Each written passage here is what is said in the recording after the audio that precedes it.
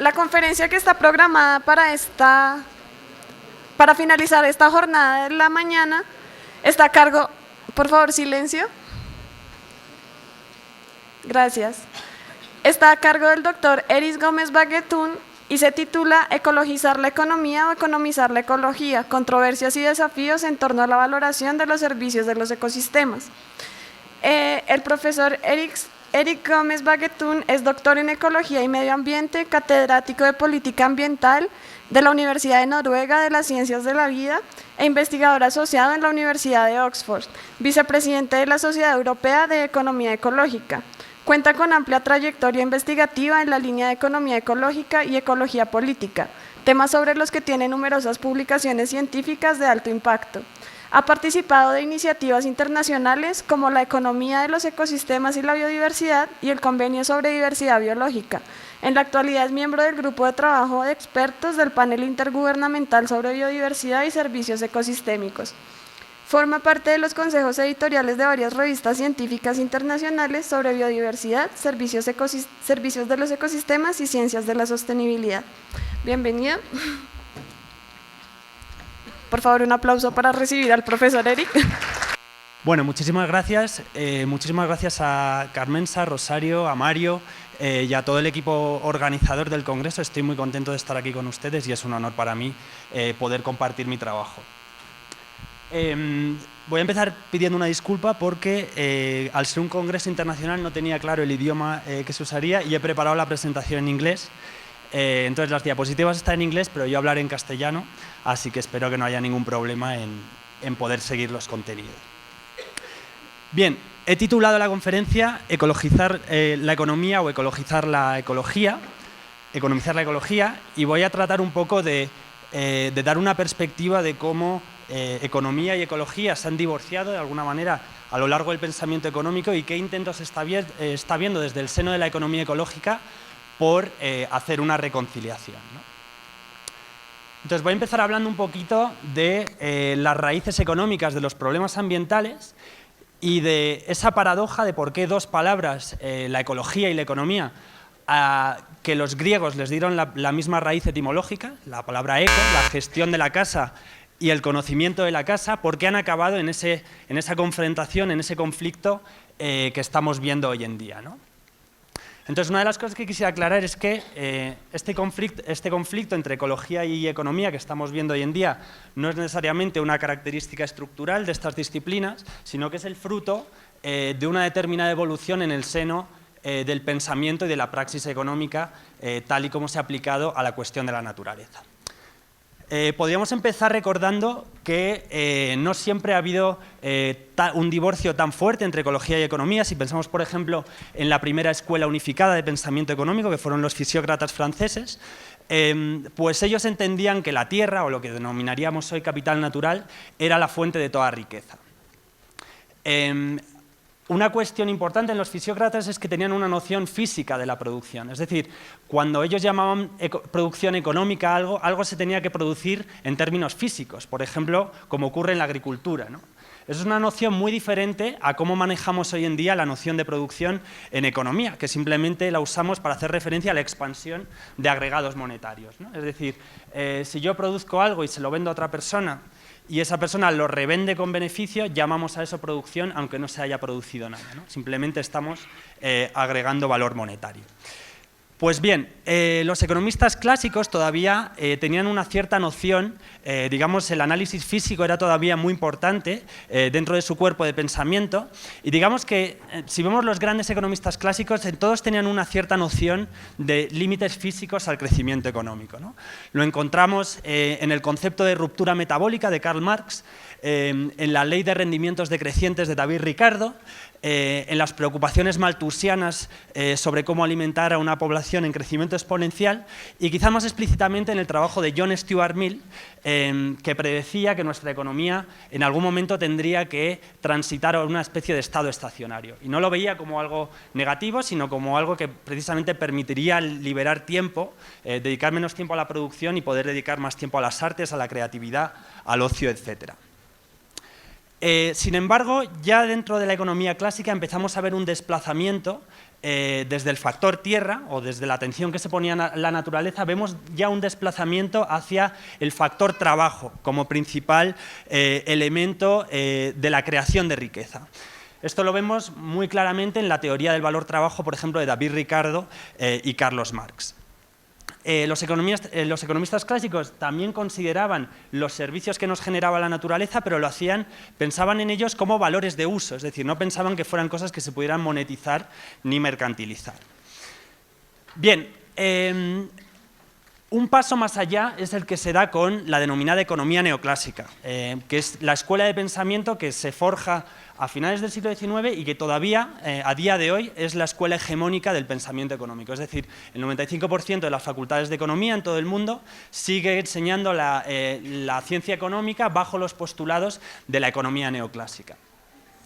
¿Qué ocurre con la economía neoclásica? Que de alguna manera desaparece el factor tierra, desaparece el papel que el pensamiento económico venía asignando a la naturaleza en el proceso de creación de riqueza. ¿Y por qué es así? Porque ellos teorizan, esta serie de economistas teorizan la idea de que a medida que los recursos físicos, los recursos naturales se tornen escasos, siempre vamos a poder reemplazarlos por capital, es decir, por infraestructura construida por los seres humanos o por tecnología, etc., ¿no? Entonces, de alguna manera, esa noción de la sustituibilidad del capital natural, muy asociada a una visión de optimismo tecnológico, de que la invención humana siempre va a poder, digamos, superar esa escasez física, es la que lleva un poco a eliminar la naturaleza totalmente del análisis económico, ¿no? Dos momentos clave a entender un poco en este proceso de divorcio entre ecología y economía. El primero es lo que José Manuel Naredo ha denominado en algunos de sus libros la ruptura epistemológica post-fisiocrática, es decir, cuando la economía deja de pensar principalmente en términos físicos para empezar a pensar principalmente en términos monetarios, y luego la denominada revolución marginalista, que es cuando la economía neoclásica acaba de cortar ese cordón umbilical que acaba disociando totalmente el pensamiento económico del pensamiento físico, de la base biofísica en la que estaba circunscrito, ¿no? Entonces, tres grandes transformaciones que vemos en este periodo de tiempo.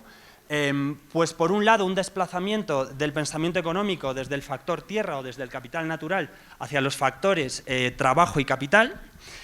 Por otro lado, un desplazamiento del pensamiento en términos físicos hacia un pensamiento en términos puramente monetarios. Y en tercer lugar, un desplazamiento que tenía, digamos, un énfasis en los valores de uso a un énfasis cada vez mayor en los valores de cambio. Es decir, no tanto en la capacidad de satisfacer necesidades, sino en el valor monetario de los bienes y servicios que se estudian. Esta teorización de la sustituibilidad perfecta del capital natural por tecnología y capital, pues llegó hasta tal punto que, por ejemplo, el economista Robert Solow, que ganó el Premio Nobel de Economía, llegó a decir en los años 70 que, bueno, que dado que la invención humana permite reemplazar el capital natural por tecnología, pues no ocurría nada realmente si se acababan los recursos naturales, ¿no? Esto lo estaba diciendo un premio Nobel de Economía. ¿Cuál es el corolario de esta evolución en el pensamiento económico? Pues que, digamos, se generaliza dentro de la escuela de pensamiento económico esa creencia de que nosotros podemos crecer infinitamente en un planeta finito, que siempre vamos a poder reemplazar recursos naturales por invenciones humanas. Bien, ¿cómo se ha plasmado esto dentro, digamos, de la política ambiental? Evidentemente llegó un momento que hubo una reacción a estas ideas. En los años 60-70 fueron años muy prolíficos en términos de pensamiento crítico, y es cuando, por ejemplo, Georgescu Roegen y otra serie de pensadores empiezan a hacer una crítica del crecimiento económico en términos de sus impactos sociales y de sus impactos ecológicos, ¿no? No voy a extenderme mucho sobre Georgescu Roegen, que ya lo hemos escuchado en las anteriores ponencias, pero quizá también quisiera decir que la crítica en esta época fue más allá de la mera crítica del crecimiento económico para criticar las propias nociones de progreso y desarrollo como, digamos, nociones que apuntalaban la ideología del crecimiento económico. Es decir, estas ideas muy forjadas en la Ilustración, esta idea de que nosotros siempre estamos progresando, yendo a mejor, etcétera, pues fueron cuestionadas de manera muy fuerte por pensadores como Castoriadis, Illich, Ellul, Gors y otra gente que hoy en día estamos recuperando desde la economía ecológica, el decrecimiento, etcétera.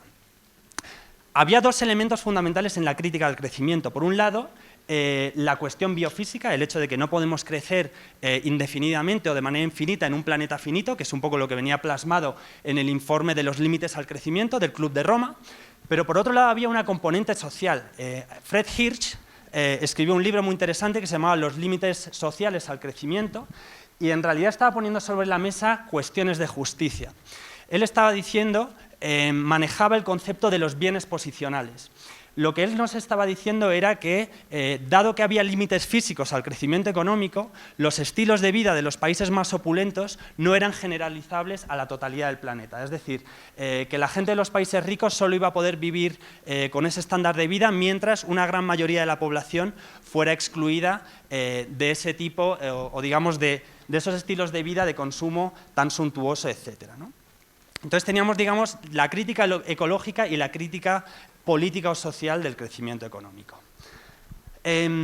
Estas críticas se fueron materializando dentro del mundo de la política ambiental, hasta el punto de que, por ejemplo, Sicko Mansholt, que era el comisario de Agricultura en la Unión Europea, pues llegó a decir que nuestra adicción al crecimiento económico iba a ser, por ejemplo, el principal desafío o lo que más amenazaba el proyecto europeo, ¿no? Decía, cómo salir del crecimiento es el principal de los desafíos que tenemos, y todo esto se lo explicó al presidente de la Comisión Europea en una carta que le envió. Y por ironías de la historia, resulta que acabó siendo una carta para sí mismo, porque solo 3 meses después el presidente de la Comisión Europea renunció de su cargo y el propio Sicko Mansholt acabó, digamos, asumiendo la presidencia de la Comisión Europea. ¿Se pueden imaginar hoy en día a un presidente de la Comisión Europea diciendo hay que salir del crecimiento? Pues es inconcebible, ¿no? Pero para que vean un poco cómo se han movido los parámetros desde entonces. En esta época también las Naciones Unidas encargan a Ignasi Sachs que trate de acuñar un término que permita conciliar las preocupaciones relacionadas con la aliviación de la pobreza, la sostenibilidad ecológica y, digamos, el conflicto que había entre medio ambiente y desarrollo. El concepto que utiliza o que elige la Comisión de Sachs es el concepto de ecodesarrollo.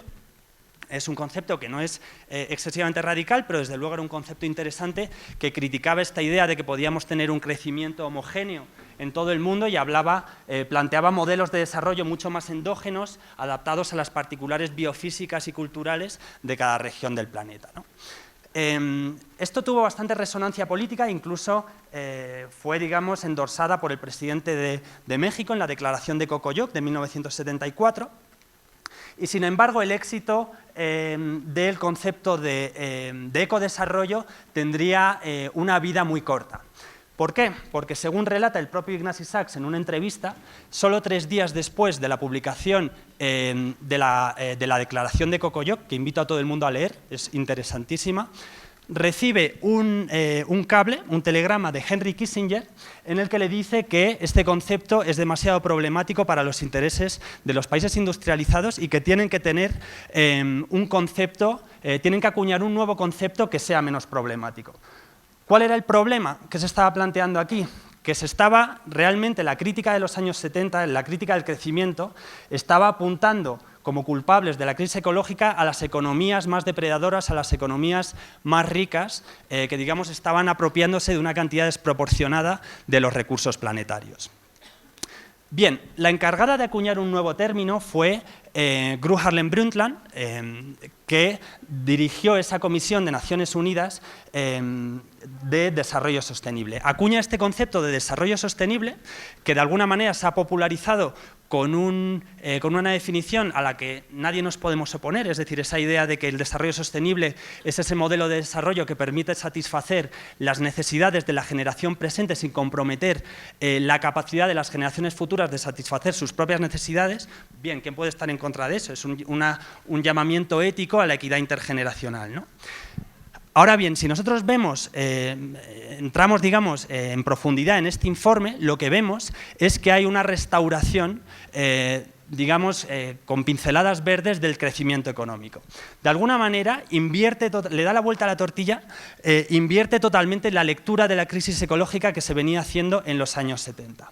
El problema que, según lo plantea el desarrollo sostenible, no es el crecimiento económico, sino el crecimiento económico es la precondición para el desarrollo sostenible. El problema no son las economías opulentas que están teniendo economías depredadoras que se apropian de cantidades desproporcionadas de los recursos y los sumideros ecológicos.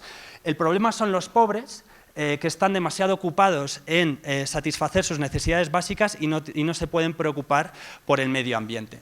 Se basa en las teorías postmaterialistas de Inglehart, que plantea que la gente pobre no se puede preocupar por el medio ambiente porque tiene necesidades materiales inmediatas y, digamos, solo es cuando la gente ya es suficientemente rica que puede adquirir este tipo de preocupaciones postmaterialistas. Corolario de toda esta nueva lectura, el crecimiento económico que se había puesto contra las cuerdas en los años 70, digamos, es rehabilitado, pero además con un aval ecológico. Es decir, el crecimiento económico es lo que necesitamos, plantean, para el desarrollo sostenible. La visión del desarrollo sostenible se basa además en una concepción muy fuerte del optimismo tecnológico y en la denominada curva ambiental de Kuznets, que lo que plantea es que durante un tiempo crecimiento económico y deterioro ecológico van asociados, van de la mano, pero que llega a un determinado umbral de crecimiento a partir del cual, pues digamos, los superávits o el valor añadido que genera el crecimiento económico permite inversiones en tecnologías verdes, etcétera, que van a permitir desacoplar el crecimiento económico del deterioro ecológico. Es decir, que vamos a poder desmaterializar la economía y vamos a poder seguir creciendo sin aumentar la cantidad de recursos y sumideros ecológicos que estamos utilizando, ¿no? Esto se ha mantenido, digamos, hasta nuestros días, esta lectura dentro del establishment de la política ambiental y de la conservación. A esto debemos sumar una segunda ola de cambio en el pensamiento que podríamos denominar el ascenso del ambientalismo de mercado. El ambientalismo de mercado surge en torno a los años 80, cuando Margaret Thatcher y Ronald Reagan estaban diciendo que no son las políticas públicas, sino los mercados, donde encontramos la clave para resolver los problemas de la prosperidad económica, etcétera, ¿no? De alguna manera, lo que empiezan a hacer los ambientalistas de mercados es empezar a denostar, a criticar la primera generación de instrumentos ambientales, esta que se acuña en los años 70 y que estaba basada en legislación y en políticas públicas. Empiezan a criticarla como formas rígidas, autoritarias, dirigidas por el Estado, y plantean como alternativa instrumentos voluntarios, instrumentos de mercado. Es decir, que nos agarremos mucho más a los mecanismos de precios y a los instrumentos de mercados como alternativa a la regulación estatal, ¿no? Es fácil, digamos, ver un poco cómo se forjó este discurso. Si nosotros leemos los textos que se escribieron en universidades de élite de Estados Unidos, sobre todo por economistas y abogados, en estos años, pues podemos ver muy bien cómo se forja este discurso, y también el Comité Asesor de Desarrollo Sostenible de Bill Clinton fue uno de los, también de los lobbies que empezaron a impulsar estas nociones de que el mercado resolvería los problemas ambientales.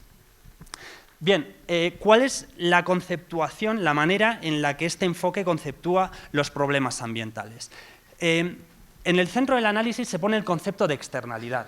En esta concepción mercantil de la problemática ecológica, de alguna manera se considera el mercado y el sistema de precios como referente de lo que está dentro y de lo que está fuera del proceso de toma de decisiones.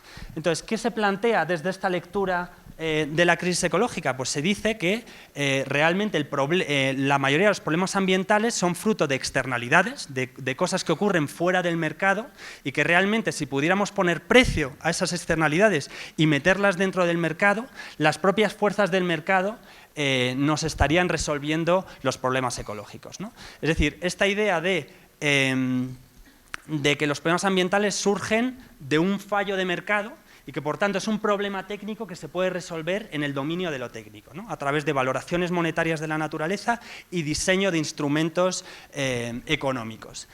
Esto ha sido así hasta el punto de que Nicholas Stern, el autor principal del informe de la economía del cambio climático, describe el cambio climático como el mayor de los fallos de mercado que ha tenido la humanidad, ¿no? Entonces, digamos, toda esta literatura que se va generando en torno a la economía verde, la economía de los ecosistemas y la biodiversidad, etcétera, plantea todo como un problema técnico que se trata simplemente de corregir el sistema de precios a base de valoraciones económicas. Aquí entran en juego también los servicios de los ecosistemas, una buena idea que salió en los años 80 y que venía de la ecología radical, de gente como Eugene Odum o Pat Mooney, y que sin embargo de alguna manera fue cooptada por el ambientalismo de mercado y, digamos, empezaron a conceptuar también estos servicios ambientales como externalidades positivas que debían ser incorporadas dentro de las dinámicas de mercado, ¿no? La lectura que se hacía desde este enfoque es que el mercado solo da valor a los bienes que obtenemos de la naturaleza, pero no da valor a sus servicios ambientales, ¿no? Entonces, lo que plantea es que debemos asignar valores monetarios a todos aquellos servicios ambientales para que puedan, digamos, ser valorados en igualdad de condiciones dentro del proceso de toma de decisiones. Es decir, ellos identifican el hecho de que no tengan un precio, estos servicios ambientales, como la principal causa del deterioro ecológico. Esto lleva un poco al surgimiento de lo que Clive Spash ha denominado el nuevo pragmatismo ambiental, ¿no? Esa idea de que hemos fracasado con, digamos, los motivos éticos, políticos, etcétera, para revertir la crisis ecológica, y plantean desde esta escuela de pensamiento que en el mundo en el que vivimos, en una economía capitalista, solo podemos transmitir el mensaje de la conservación utilizando el lenguaje del poder, que es decir, el lenguaje del dinero, ¿no? Y entonces lo que plantean es que debemos hacer un uso mucho más intensivo de la valoración monetaria y de los instrumentos de mercado. En los años siguientes vemos florecer toda una literatura que se dedica a poner precio a la naturaleza, entre ellas esta de Robert Constanza, que me imagino que muchos de ustedes conocen, en lo que hacía este ejercicio tan controvertido de tratar de poner un precio al capital natural y los servicios ambientales de todo el planeta, ¿no? El enfoque que acaba dominando toda la valoración ambiental es esta idea de la valoración monetaria, en la que tú puedes coger todo tipo de valores espirituales, culturales, ecológicos, sociales, etcétera, reducirlos todos a dinero y sumarlos en el denominado valor económico total, ¿no? Pero, digamos, esto sería solo el primer paso, es decir, solo ponerles un precio sería solo el primer paso de dos pasos, el segundo de los cuales sería cómo traducir estos valores teóricamente demostrados a instrumentos reales que los internalicen en los mercados, ¿no? Y eso el ambientalismo de mercado lo ha hecho a través de dos grandes familias de instrumentos. Por un lado, los denominados mercados de servicios ambientales, basados en el principio de quien contamina paga, y que de alguna manera tratan de desincentivar las externalidades negativas. Y por otro lado, los sistemas de pagos por servicios ambientales, que estarían basados en el principio de quien conserva cobra y que tratarían de incentivar la producción de las denominadas externalidades positivas. El último desarrollo que vemos dentro del establishment de la política ambiental es la denominada economía verde, que aparece en vísperas, este documento aparece en vísperas de la cumbre de Río +20 en Brasil, y de alguna manera integra muy bien las ideas, la ideología del crecimiento del informe Brundtland, del desarrollo sostenible, con la ideología de mercado, de ese ambientalismo de mercado que se desarrolla en los años 80 y en los años 90. Si nosotros vemos, por ejemplo, la declaración de Río de Janeiro, ya hace, digamos, una apología sin complejos del crecimiento económico y del libre comercio como vías a seguir para, digamos, resolver la crisis ambiental. Evidentemente, la promesa de la economía verde todos sabemos que no se ha dado, es decir, hoy en día, y esto me baso simplemente en datos de informes científicos digamos que están siendo publicados en la ciencia, y también informes de la sociedad, de las diversas autoridades intergubernamentales como las Naciones Unidas, nos enseñan que realmente hoy en día los problemas ambientales siguen aumentando a un ritmo sin precedentes, ¿no? Bueno, ¿tiene algo que decir la economía ecológica frente a este desmadre que vemos en la política ambiental? Bueno, pues afortunadamente sí, tenemos muchas cosas que decir. Voy a intentar hacer aquí una síntesis de cómo la economía ecológica está intentando confrontar desde su cuerpo de pensamiento estas ideas del establishment de la política ambiental. Lo voy a resumir en 7 puntos, el primero de los cuales sería esa oposición a la noción, a esa falsa noción del crecimiento verde, que no es más que un oxímoron, es decir, no tenemos ningún tipo de pruebas de que el crecimiento económico se pueda desacoplar del crecimiento ecológico, como les voy a enseñar a continuación. No voy a entrar mucho en esta cuestión, que ya la he explicado muy bien Clovis y José Manuel Naredo, pero digamos la economía ecológica se basa en esa noción de que el sistema económico es un subsistema del sistema social y ecológico en el que está inmerso y que, por tanto, la economía debe estar sujeta a límites ecológicos o institucionales y a límites biofísicos, ¿no?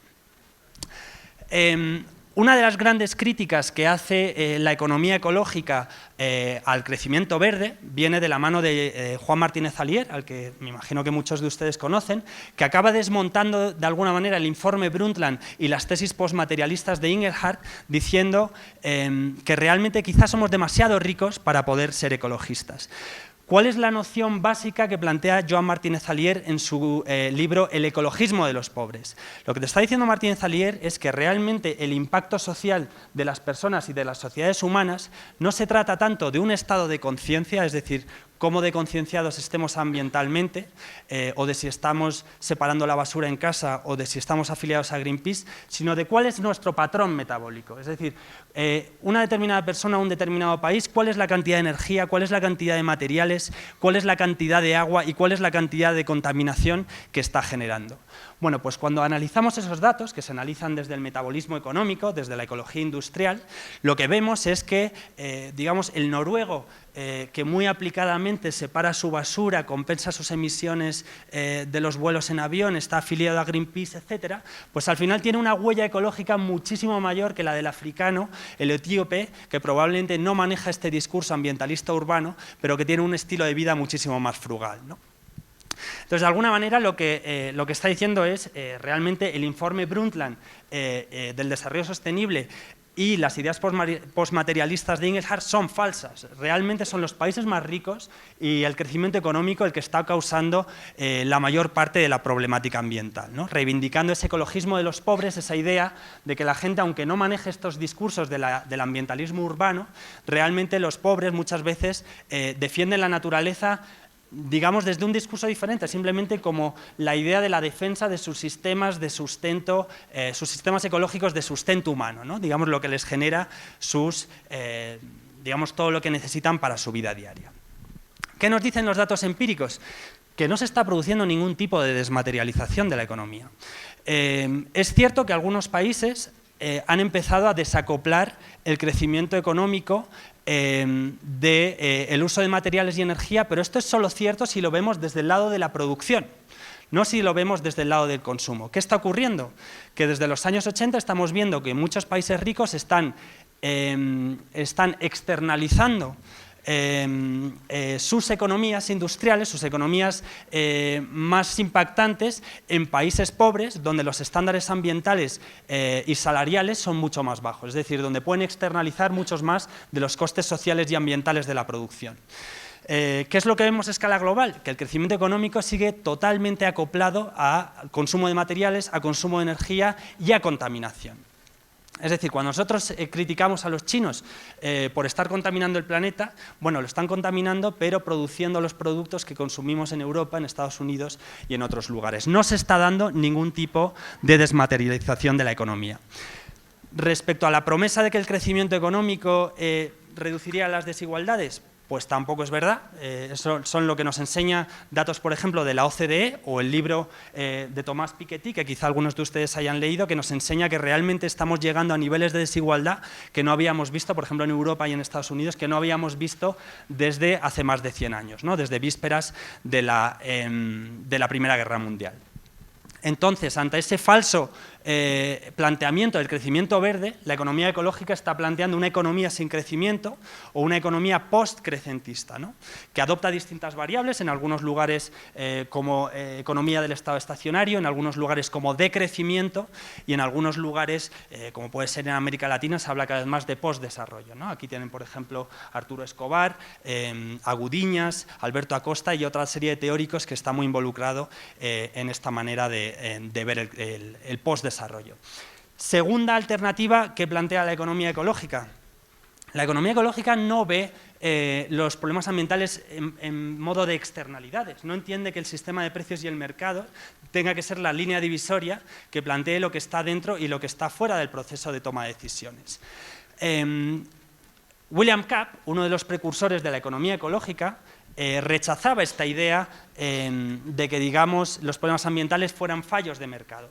Él decía que realmente cuando esto que los economistas convencionales llaman externalidades, en realidad son desplazamientos, son ganancias a través de desplazamiento de costes. Es decir, las externalidades no surgen simplemente de manera accidental por fallos del mercado, sino que muchas veces son actividades conscientes mediante las cuales determinados actores económicos son capaces de imponer o de obtener más ganancias a base de imponer costes sociales y ambientales sobre terceras personas, ¿no? Entonces, lo que nos está planteando, por ejemplo, William Kapp, con esta idea de ganancias mediante desplazamiento de costes, que es un concepto un poco complejo. Joan Martínez Alier, por ejemplo, lo llama pasivos ambientales, que quizás es un término un poco más fácil de manejar. De alguna manera lo que te está diciendo es que cuando vemos que hay actores económicos que son capaces de contaminar o de destruir recursos a coste cero, es decir, sin pagar los costes de reemplazamiento y reposición de esa destrucción, no se trata tanto, lo que estamos viendo ahí no refleja tanto un fallo de mercado como una asimetría de poder. Una asimetría de poder que permita a determinados actores imponer costes sociales y ambientales sobre otros actores. Tercera alternativa desde la economía ecológica, pues desde ese reduccionismo monetario, desde esa idea de la economía ambiental, de que nosotros podemos reducir todos los costes sociales y ambientales a dinero, pues plantean la noción del pluralismo del valor. Esta idea, muy basada, uno de los principales precursores de la economía ecológica, que también fue Otto Neurath, planteaba esta idea de la inconmensurabilidad del valor. Es decir, que nosotros, cuando estamos tratando con los costos socioambientales, estamos hablando de valores culturales, de valores ecológicos, de valores simbólicos, y son, digamos, distintas dimensiones del valor que nosotros no podemos simplemente agregar en un único valor monetario, ¿no? No hace falta irse a la literatura radical, basta consultar cómo se define la noción de valor en el diccionario de Oxford o en la Academia Española de las Letras para ver que valor se suele definir en términos de la importancia que nosotros atribuimos a las cosas, ¿no? Y esta importancia, como decía, puede ser ecológica, social, cultural, simbólica, y cada una de estas dimensiones del valor pues, requiere su propio lenguaje de valoración y sus propios enfoques de medición, y cuando no puede ser de cuantificación, pues a veces de descripción o de cualificación. Es decir, por ponerles un ejemplo, pues si nosotros vamos a un pueblo, nos puede interesar saber cuál es la población de ese pueblo, cuál es la altura sobre el nivel del mar, cuál es el año de fundación, pero sumar todo esto en un número pues nos da una cosa que no tiene sentido ninguno, ¿no? Esto es un poco la crítica que hace la economía ecológica a este enfoque del valor económico total, que mete todo tipo de valores en una misma escala cuando estamos hablando de cosas tan distintas como el valor económico de una mercancía o la sacralidad que una determinada cultura asigna a la naturaleza. ¿Cómo llevamos esto al plano operativo? Pues, por ejemplo, en el panel intergubernamental de biodiversidad y servicios de ecosistemas, más o menos hemos conseguido meter la visión de la economía ecológica, ¿no? Frente a esa perspectiva más monetarista, más mercantil, hemos empezado a empujar estos planteamientos de valoración integral, que también se vienen empujando mucho desde Colombia. Por ejemplo, Alexander Rincón, que creo que está aquí en la habitación, ya organizó en el año 2012 un simposio sobre valoración integral, que intentábamos impulsar esta idea de la pluralidad del valor dentro de la valoración ambiental, ¿no? Aquí tendríamos, evidentemente, valores económicos, la economía ecológica no renuncia a los valores económicos y monetarios, simplemente intenta asignarles su espacio en el que tiene sentido utilizarlos y descartarlos donde no tiene sentido, ¿no? Pero sin renunciar a aquellos lenguajes de la valoración ecológica, es decir, la importancia de las especies, su vulnerabilidad, los endemismos y, digamos, todos esos lenguajes de valoración que se vienen manejando desde el mundo de la ecología, también todo el análisis biofísico y de metabolismo y, cómo no, los valores sociales, es decir, cuestiones como equidad intergeneracional, equidad intrageneracional, justicia ambiental, valores simbólicos, estéticos, etc. Todo esto son parte de los lenguajes múltiples de valoración que tenemos que manejar cuando hablamos de la naturaleza. Una de las cuestiones que también estamos intentando impulsar es el tema de los valores relacionales, es decir, esa idea de que, digamos, los valores no solo se derivan de preferencias individuales que expresa la gente en los mercados, sino que muchas veces emanan de normas sociales, de instituciones socialmente compartidas que plantean lo que nosotros entendemos que es correcto, la manera correcta de relacionarse con otros seres humanos y con la naturaleza. Este planteamiento de los valores relacionales tiene un antecedente muy claro dentro de las culturas occidentales, que es el concepto de eudaimonia, dentro del pensamiento griego, pero encontramos conceptos similares en muchas otras culturas, como puede ser la economía gandhiana, el concepto del buen vivir o del sumak kausai en determinadas culturas precolombinas, o el concepto de Ubuntu en muchas culturas africanas, ¿no? Cuarto planteamiento de la economía ecológica. ¿Por qué nosotros pensamos que los mercados probablemente no sean la institución más efectiva para gobernar muchas cuestiones ambientales y los servicios de los ecosistemas? Pues porque de alguna manera, con estos planteamientos economicistas, de alguna manera se está intentando extrapolar esa ontología o esa epistemología mecanicista que han utilizado los economistas neoclásicos, que plantea que todo se puede, digamos, separar en entidades discretas comercializables, cuando realmente la realidad que encontramos en la naturaleza no es esa. Es decir, a diferencia de las cosas producidas por los seres humanos, pues los servicios de los ecosistemas son conjuntos muy imbrincados de estructuras, procesos, funciones, servicios que nosotros no podemos simplemente separar en entidades discretas que luego podamos comercializar en los mercados, ¿no? En palabras de Georgescu Roegen, tenemos que entender la naturaleza como un concepto dialéctico y no como un concepto, digamos, que podemos dividir de manera atomista y mecanicista. Quinto planteamiento, la economía ecológica rechaza esta idea de que deba ser el dinero o la capacidad de compra lo que defina nuestro acceso a servicios ambientales que satisfacen necesidades humanas básicas. Frente a ese planteamiento mercantilista del poder de compra, plantea las cuestiones de la justicia ambiental. Esta idea de que el acceso a la naturaleza no debe ser un lujo de los ricos, sino un derecho básico, digamos, una cuestión básica que debería estar al alcance de todo el mundo, ¿no? Por eso muchas comunidades, por ejemplo, están reaccionando frente a la mercantilización y a la privatización de los espacios ecológicos, como por ejemplo las comunidades indígenas que se están organizando contra los programas RED, porque los entienden como una invasión a sus derechos consuetudinarios o tradicionales de acceso a la naturaleza.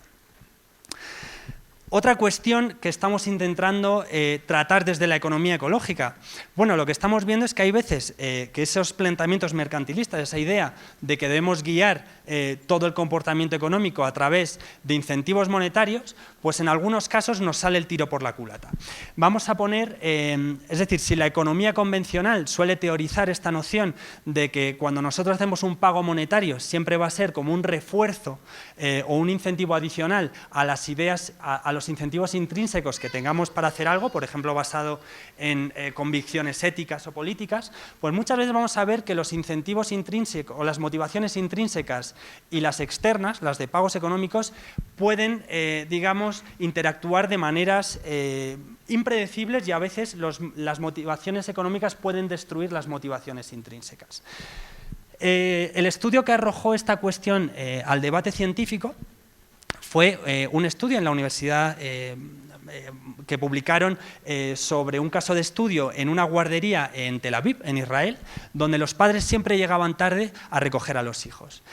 Algún economista tuvo la idea de, no sé si era un economista, pero lo sospecho, tuvo la idea de poner un desincentivo económico a la gente que llegara tarde. Es decir, vamos a poner una multa a los padres que lleguen tarde, con el resultado poco intuitivo o contraintuitivo de que más padres empezaron a llegar tarde. ¿Por qué? Bueno, pues porque de alguna manera reformuló o cambió el marco de una cuestión que estaba planteada en términos éticos, es decir, yo tengo que llegar a la hora para que esta gente se pueda ir a su casa, de repente pasó a ser una cuestión de cálculo económico en la que la gente sentía que podía de alguna manera comprar su derecho a llegar tarde, ¿no? Es decir, no siempre funcionan los incentivos económicos como sistemas de reforzar las motivaciones.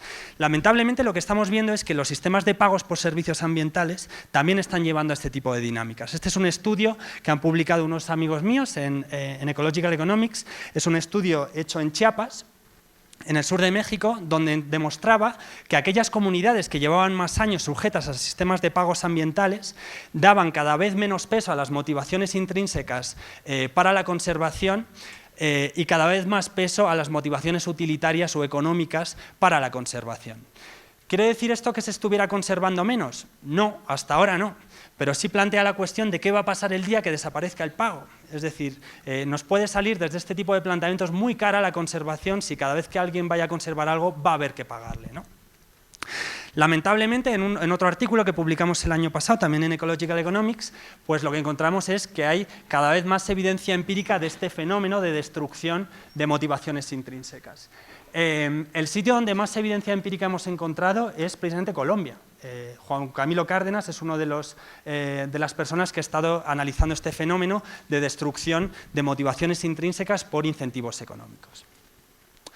Me gusta cómo lo plantea Hannah Arendt, una pensadora que a mí me gusta mucho, cuando dice que el problema con las teorías modernas del comportamiento no es ya solo que estén mal, sino que pueden acabar siendo verdad. Es decir, que cuando nosotros diseñamos incentivos económicos pensando que la gente es homo economicus, pues la gente puede acabar adoptando estos sistemas de cálculos guiados, digamos, por esos sistemas de incentivos económicos. Último punto que quisiera mencionar aquí. Frente a esta noción de que nosotros debemos internalizar los servicios ambientales en el mercado, es decir, que debemos convertirlos en mercancías que se pueden comprar y vender en el mercado, pues hay un planteamiento en la economía ecológica que, digamos, muy escéptico ante esta idea. Pues no pensamos que necesariamente haya que internalizar todas las externalidades, probablemente haya cosas que deban permanecer fuera del mercado, no guiarse por valores ni normas mercantiles, ¿no? ¿Por qué esta crítica de la mercantilización de la naturaleza? De alguna manera podemos decir que muchos bienes ambientales, como puede ser la comida o la madera, llevan siendo intercambiados en el mercado durante miles de años, ¿no? También podemos pensar que algunos de los denominados servicios culturales, como pueden ser el turismo, pues desde hace más de 100 años se cobran entradas en parques nacionales, etcétera, ¿no? Entonces, ¿por qué, digamos, ahora tanta crítica a la mercantilización de servicios de regulación ecológica o de servicios de soporte ecológico? Bien, si se dan cuenta, hay una diferencia cualitativa importante. Cuando nosotros mercantilizamos un tomate, o digamos pagamos por un tomate, quizá no estamos mercantilizando tanto el tomate como la fuerza de trabajo que hay detrás de la producción de ese tomate, ¿no? De alguna manera hay un esfuerzo que, digamos, se está compensando, hay un esfuerzo humano. Es muy diferente cuando, por ejemplo, nosotros empezamos a mercantilizar el carbono, cuando realmente lo que estamos haciendo es apropiarnos de un trabajo que nos hace gratuitamente la naturaleza y nos asignamos a través de derechos de propiedad privada el derecho de obtener una renta de esos ecosistemas, no por trabajo que están haciendo las personas, sino por trabajo que está haciendo la naturaleza y que se apropian determinadas personas, ¿no? Este es el tipo de planteamiento que llevó al pensador francés anarquista Proudhon en el siglo XIX a denominar la propiedad privada como robo, ¿no? Esta idea de que cuando la propiedad privada acaba invadiendo los comunes ambientales, pues puede ser concebida con buen criterio como una forma de robo. De hecho, esta idea de que nosotros podemos apropiarnos de bienes y servicios que nos genera la naturaleza de manera gratuita es bastante nueva dentro del pensamiento económico. Los economistas clásicos, que ya hablaban de los servicios ambientales en otros términos, nunca pensaron que, siempre los vieron como valores de uso y no como cosas que podían ser monetizables y mercantilizables, ¿no? Les recojo aquí, por ejemplo, esta frase de Jean-Baptiste Say, de principios del siglo XIX, que nos decía: el viento que mueve nuestros molinos y el calor del sol trabajan para nosotros, pero por suerte nadie ha podido decir hasta la fecha: el viento y el sol son míos y los servicios que ellos prestan me deben ser pagados. Creo que es una frase interesante a recoger ahora que los pagos por servicios ambientales se están convirtiendo en uno de los pilares de la política ambiental. Bien, como uno de los últimos mensajes quisiera decir que frente a esa visión, digamos, determinista que plantea que la mercantilización es un proceso imparable, que, digamos, la expansión del dinero y los mercados es unidireccional y que no se puede parar, bueno, pues sí se puede parar. Tenemos muchos ejemplos a lo largo de la historia de que no solo determinadas cosas se han mantenido fuera del mercado para que se guíen por otro tipo de normas sociales, sino que también encontramos casos muy interesantes de desmercantilización. El ejemplo quizá más conocido por todos, la abolición de la esclavitud. Es decir, los seres humanos eran mercancías que podían ser compradas y vendidas en el mercado, y que en algún momento llegamos con una narrativa diferente, como podían ser los derechos humanos, y decidimos que esto debería permanecer como una externalidad, es decir, no debería estar los seres humanos dentro del mercado. Otro ejemplo que me parece interesante en este respecto, pues bueno, ustedes sabrán que en muchos países católicos, en la Edad Media, una práctica muy común era la compraventa de cartas de indulgencia espiritual. Es decir, si alguien pecaba, pues podía ir a las autoridades eclesiásticas y pagar una cantidad de dinero por liberarse de sus pecados. Es decir, algún protoeconomista ambiental debió identificar este fallo de mercado e internalizar la espiritualidad dentro del mercado y ponerle precio, y esto estaba perfectamente tipificado dentro de un sistema de precios, ¿no? Bueno, pues llegó un momento que, por ejemplo, los protestantes reaccionaron ante esto y dijeron: bueno, esto es una barbaridad, la espiritualidad debe permanecer como una externalidad, no debe internalizarse en el mercado ni en el sistema de precios, sino que debe regirse por otro tipo de principios, ¿no? Hoy en día todavía algunas cosas están fuera del mercado, pero lamentablemente cada vez menos. Es decir, si uno tiene algo más de $6.000, puede pagar a una mujer en la India para que le geste a su bebé. Si alguien es millonario, puede ir a Estados Unidos y hacer las inversiones necesarias para que le concedan la nacionalidad, o si alguien tiene $150.000, puede permitirse el lujo de cazar especies en peligro de extinción, ¿no? Otro tipo de cuestiones que estamos viendo, que por la mercantilización del carbón, es decir, hoy en día, si uno tiene el dinero suficiente, puede pagar por contaminar o por deteriorar el medio ambiente y liberarse de alguna manera de su responsabilidad.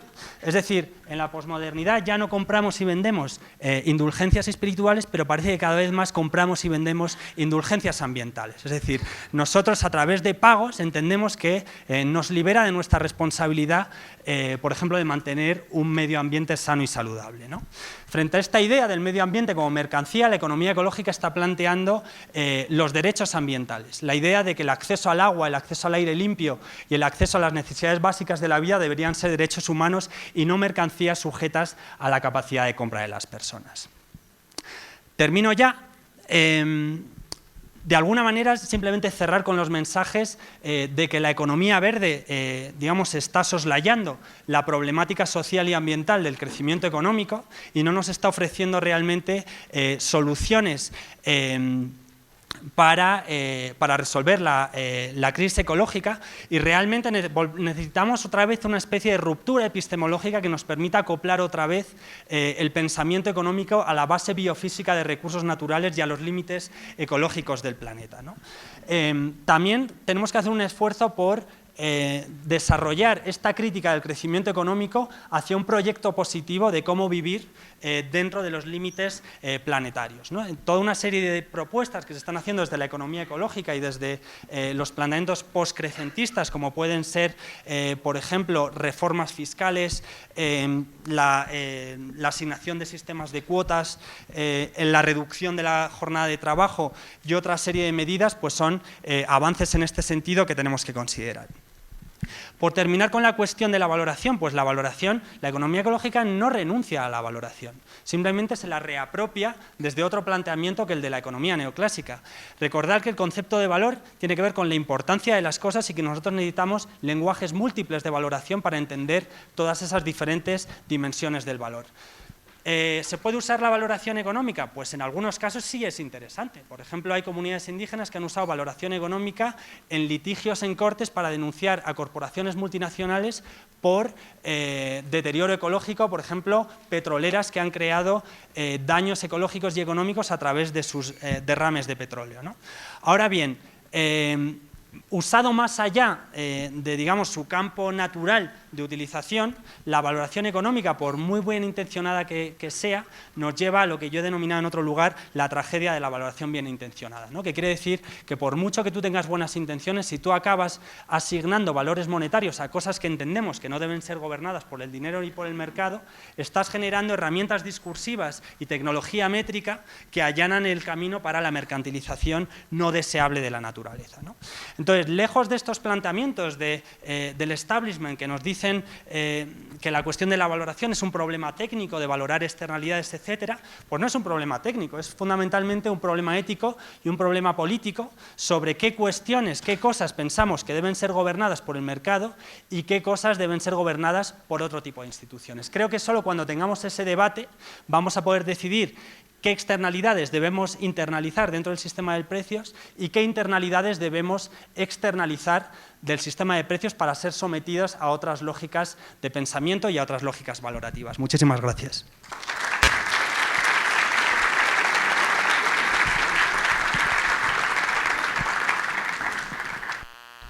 Muchas gracias. Antes de las preguntas, el profesor Clovis Cavalcanti quiere recomendarnos el libro How Much is Enough de Edward y Robert Sikidelsky. Entonces, para aquí. How much is enough? ¿Cuánto es suficiente? Y ahora sí las preguntas, son 3 preguntas, pues las voy a leer todas en voz alta y luego te paso los papelitos. La primera es: si de acuerdo a Martínez Alier el problema no es de conciencia, entonces ¿qué sentido y qué rol juega la educación ambiental en el logro del desarrollo sostenible y la economía ecológica? La segunda es: ¿cómo implementar los principios de la economía ecológica en las políticas de gestión de los recursos naturales, teniendo en cuenta los cambios de gobierno y los giros ideológicos? Y la última es: ¿qué herramientas prácticas pueden usarse desde la economía ecológica para la evaluación de la viabilidad de proyectos de desarrollo, dado que se hace uno a uno y en muy poco tiempo? Bien, pues voy a empezar quizá con la de Martínez Alier. A ver, la pregunta es muy pertinente. ¿Qué está diciendo aquí? Yo creo que lo que está planteando Martínez Alier no es que el estado de conciencia no importe, ni que la educación ambiental no sea importante. Lo que está diciendo es que al final, digamos, por muy concienciados que podamos estar, si nosotros no cambiamos nuestros estilos de vida, que es esa paradoja que vemos en los países ricos, ¿no? Es decir, que todos estamos muy concienciados y tal, pero seguimos cogiendo aviones, usamos coche, etcétera, etcétera. Entonces, digamos, una conciencia, en algunos casos, un poco superficial, porque no la acabamos materializando en una transformación de nuestros estilos de vida que cambie nuestro metabolismo, ¿no? Que realmente nos lleve a reducciones potentes de consumo de materiales, de energía, etcétera. Precisamente creo que la educación ambiental puede llevar por este camino, pero no creo que baste solo la educación ambiental. O sea, realmente creo que hacen falta las reformas económicas y las reformas de las estructuras legales que realmente lleven a este cambio de estilo de vida. La conciencia puede ser una precondición, pero no es, digamos, condición necesaria, pero no suficiente. No basta con estar concienciado, esto se tiene que materializar en un estilo de vida diferente que, digamos, de alguna manera va a venir guiado por diferentes políticas económicas y diferentes estructuras legales y normativas, ¿no? Vamos a ver, la segunda decía cómo implementar los principios de la economía ecológica en las políticas de gestión de los recursos naturales, teniendo en cuenta los cambios de gobiernos y los giros ideológicos. Bien,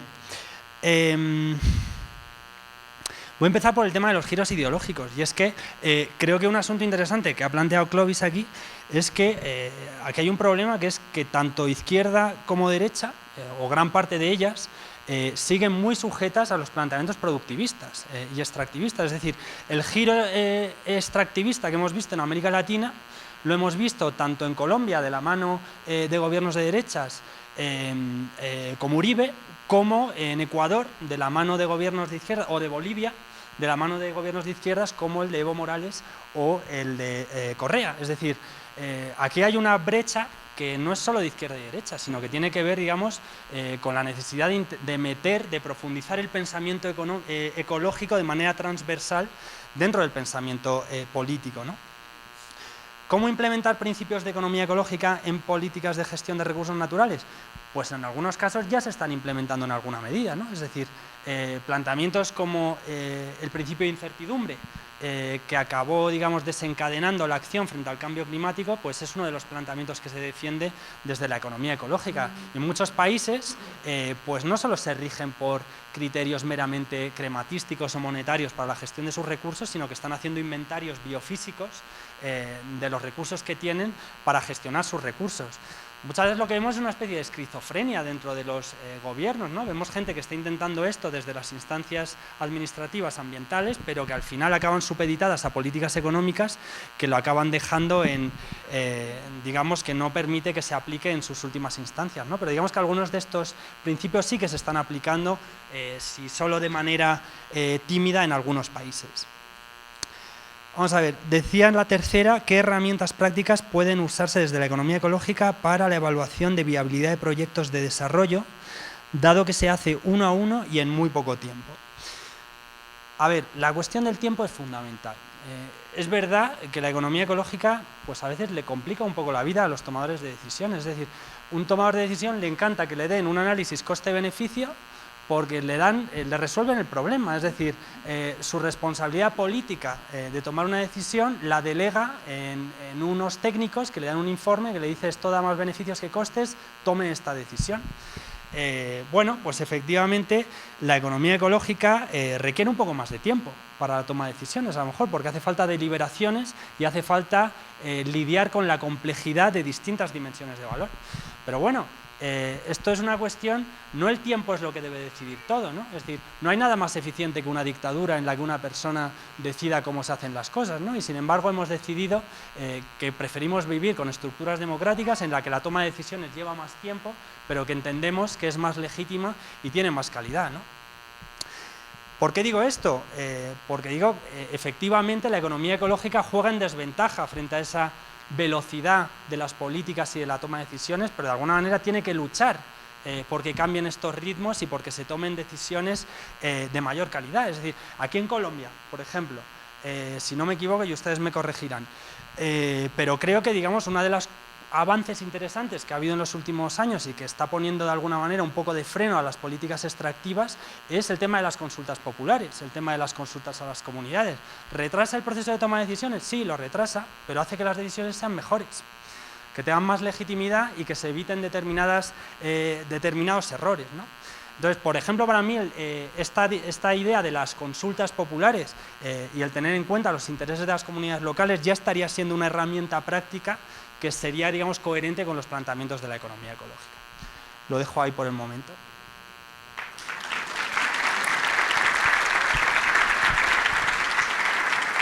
No hay más, ¿no? Hay otras dos. Ah, vale. Tenemos otras dos preguntas. La primera es ¿cómo ve la economía ecológica los derechos de la naturaleza como enfoque teórico? Y la segunda es, tenemos claro que darle un valor monetario a los elementos naturales no es el camino, pero entonces, ¿cómo podemos valorar la naturaleza? ¿Qué metodologías o métodos podemos emplear para llevar a la práctica toda la teoría de la inconmensurabilidad de la naturaleza? ¿Qué lenguaje debemos utilizar? Pues es como siempre. Vale. Me da igual, este mismo. ¿Cómo ve la economía ecológica los derechos de la naturaleza como enfoque teórico? No me atrevo a hablar desde la economía ecológica, porque es que realmente el tema de los derechos de la naturaleza, aunque aquí quizá pueda ser más conocido, pero digamos la manera en la que está permeando en la literatura científica pues es relativamente reciente, ¿no? Entonces, la opinión que voy a dar más es quizá la mía como un economista ecológico que la de la economía ecológica. A mí me parece interesantísimo este planteamiento de los derechos de la naturaleza y de entender la naturaleza como sujeto jurídico, ¿no?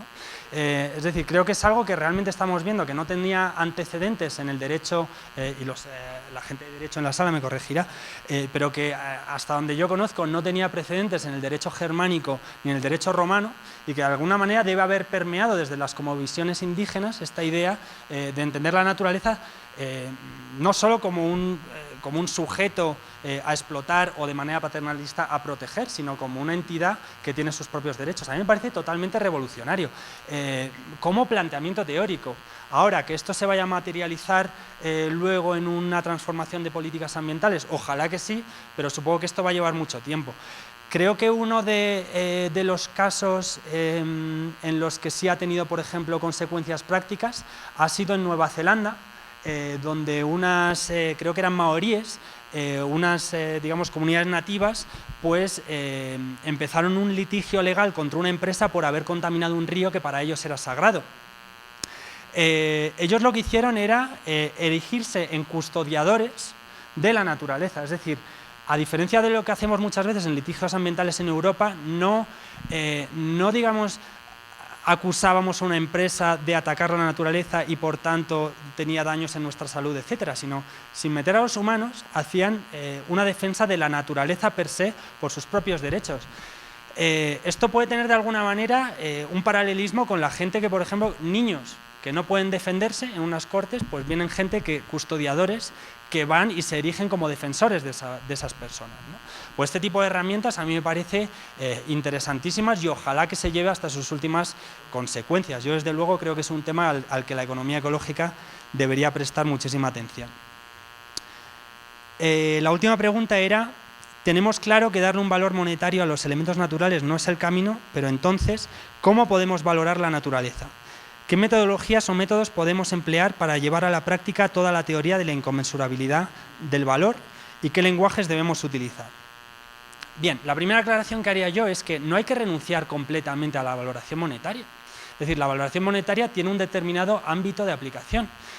Es un hecho, como ya comentaba José Manuel Naredo, que la manera en la que la economía y la contabilidad está montada, solo, digamos, la actividad económica privada solo acarrea con los costes de extracción, pero no acarrea con los costes de reposición y de restauración de su deterioro ecológico.